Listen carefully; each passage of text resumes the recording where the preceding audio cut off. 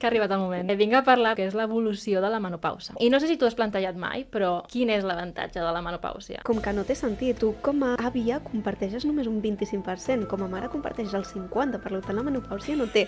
M'està començant a bloquejar el cervell. Vinc a portar llum a la foscor. Resulta que la menopàusia és com una espècie de bug evolutiu. És un fenomen molt estrany que només es dona en 6 espècies en el món, els éssers humans, i en 5 espècies de cetacis. Doncs bé, es tracta d'un fenomen molt estrany per 2 factors principalment. Primer de tot perquè entra en conflicte amb l'impuls evolutiu primari, que és maximitzar la descendència al llarg de la vida. Molts animals es reprodueixen fins la mort. En canvi, la menopausa fa que deixem de reproduir-nos abans, generant un desavantatge evolutiu, ja que deixem de perpetuar els nostres gens a la descendència. I per altra banda, que la menopausa necessita d'uns requisits socials. És avantatjosa només en aquelles espècies que tinguin estructures socials complexes, de llarga vida i normalment matrilineals, és a dir, on les femelles més grans puguin donar suport als seus descendents.